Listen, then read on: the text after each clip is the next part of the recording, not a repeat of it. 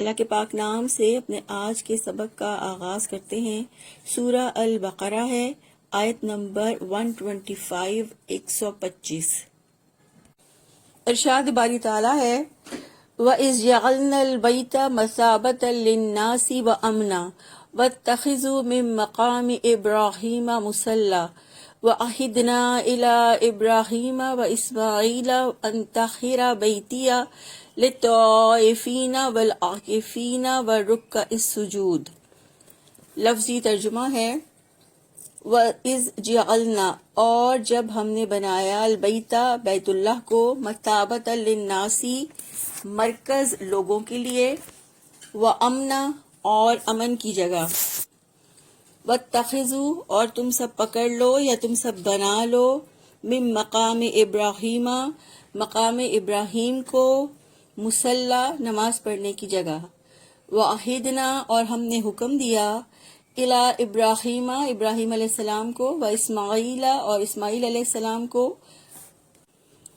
ان طہرا، یہ کہ تم پاک کرو، دونوں، بیتیا، میرے گھر کو، للطائفین، طواف کرنے والوں کے لیے، والعاکفین، اور اعتکاف کرنے والوں کے لیے،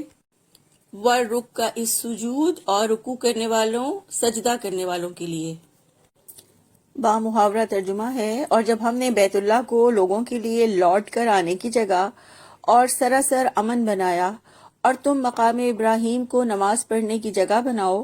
اور ہم نے ابراہیم علیہ السلام اور اسماعیل علیہ السلام کو تاکیدی حکم دیا کہ آپ دونوں میرے گھر کو طواف کرنے والوں اور اعتکاف کرنے والوں اور رکوع اور سجدہ کرنے والوں کے لیے پاک صاف رکھیں۔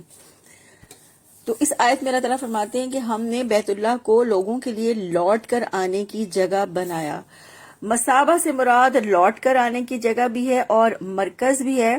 کیونکہ انسان اپنے اصل کی طرف ہی لوٹتا ہے، تو لوٹنے کی جگہ کو مرکز کہتے ہیں۔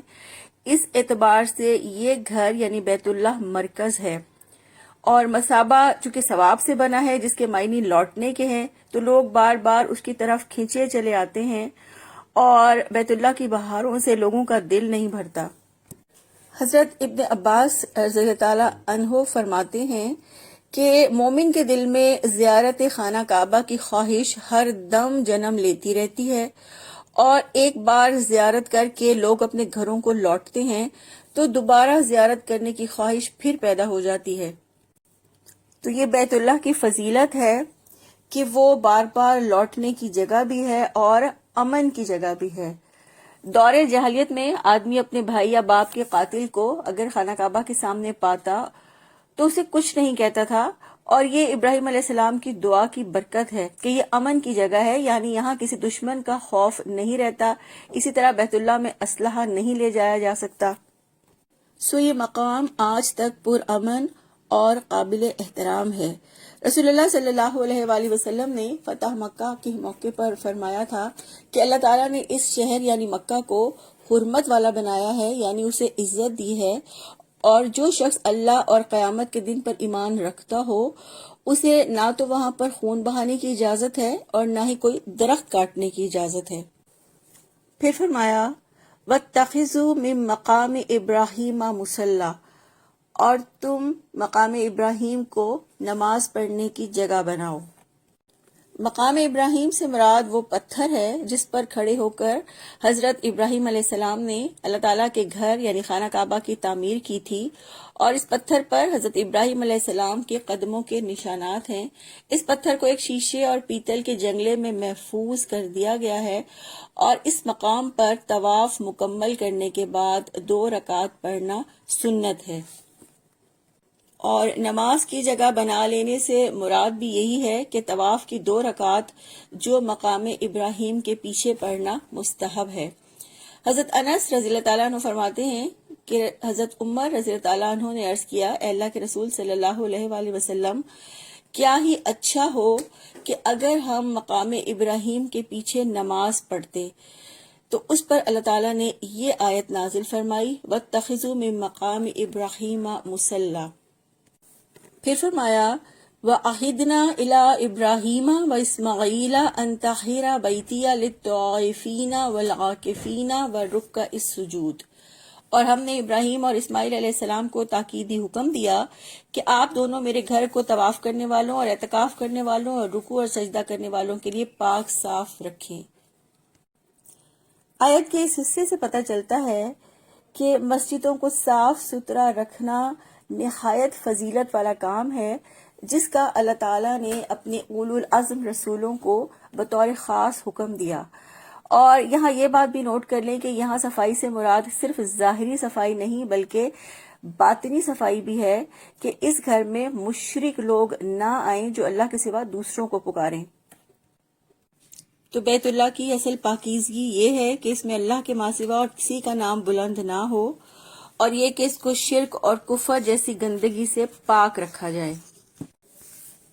اور اللہ تعالیٰ نے حضرت ابراہیم علیہ السلام اور حضرت اسماعیل علیہ السلام سے اپنے گھر کے بارے میں یہ وعدہ لیا تھا کہ اس گھر کو طواف کرنے والوں، اعتکاف، رکوع اور سجدہ کرنے والوں کے لیے پاک صاف رکھیں۔ تو اس آیت سے ہمیں یہ بھی پتہ چلتا ہے کہ بیت اللہ میں لوگوں کی مصروفیات کیا ہوتی ہیں۔ رکوع اور سجود کرنا یعنی نماز پڑھنا، طواف کرنا، اعتکاف کرنا اور تلاوت قرآن کرنا۔ آیت نمبر 126 ہے، وَإِذْ قَالَ إِبْرَاهِيمُ رَبِّ اجْعَلْ هَٰذَا بَلَدًا آمِنًا وَارْزُقْ أَهْلَهُ مِنَ الثَّمَرَاتِ مَنْ آمَنَ مِنْهُمْ بِاللَّهِ وَالْيَوْمِ الْآخِرِ قَالَ وَمَنْ كَفَرَ فَأُمَتِّعُهُ قَلِيلًا ثُمَّ أَضْطَرُّهُ إِلَىٰ عَذَابِ النَّارِ وَبِئْسَ الْمَصِيرُ۔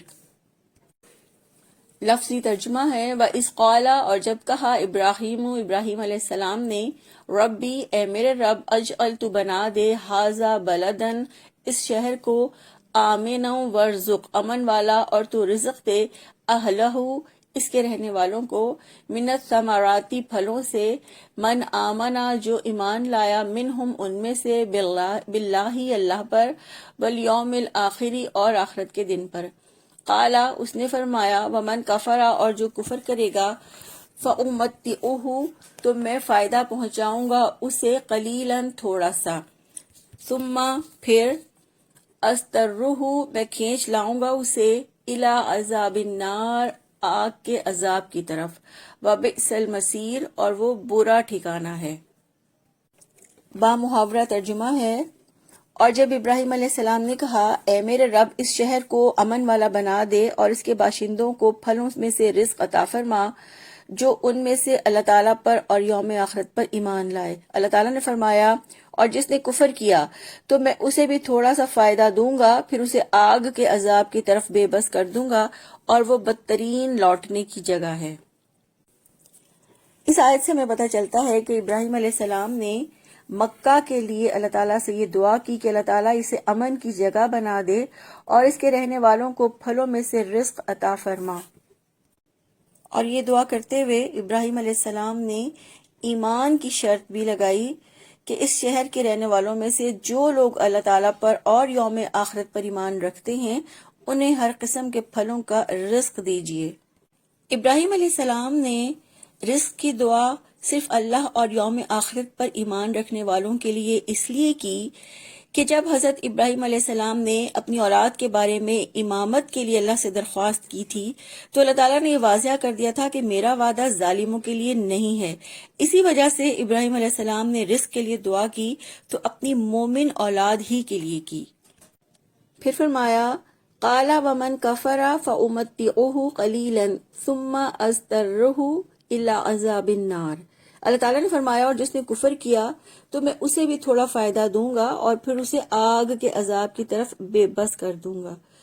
تو رب العزت نے فرمایا کہ جو ایمان نہیں لائے گا، جو انکار کرے گا، اس کو دنیا کی زندگی میں تو تھوڑا فائدہ دوں گا مگر پھر اس کو آگ کے عذاب کی طرف دھکیل دوں گا جو بہت برا ٹھکانہ ہے۔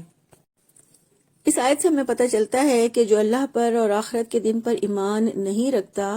اللہ تعالیٰ نے اسے بھی رزق سے محروم نہیں رکھا اور دنیا کی نعمتوں سے اللہ اسے بھی نواز رہا ہے، مگر یہ صرف دنیا کی زندگی تک ہے۔ انکار کرنے والوں کے لیے آخرت میں کوئی حصہ نہیں ہے اور آخرت میں ان کا ٹھکانہ صرف آگ ہوگی، کیونکہ اللہ کے نزدیک دنیا کی زندگی کی کوئی اہمیت نہیں ہے حضرت سہل بن سعد رضی اللہ تعالیٰ عنہ سے روایت ہے، رسول اللہ صلی اللہ علیہ وآلہ وسلم نے فرمایا، اگر دنیا اللہ تعالیٰ کے نزدیک مچھر کے پر کے برابر بھی اہم ہوتی تو اللہ تعالیٰ کسی کافر کو ایک گھونٹ بھی پانی کا نہ پلاتے۔ اللہ تعالیٰ سے دعا ہے اللہ تعالیٰ ہمارے دلوں سے دنیا کی محبت نکال دیں اور ہمارے دلوں کو ایمان اور تقوی سے بھر دیں، آمین۔ سبحانک اللہم و بحمدک، نشہد ان لا الہ الا انت، نستغفرک و نتوب الیک۔ السلام علیکم ورحمۃ اللہ وبرکاتہ۔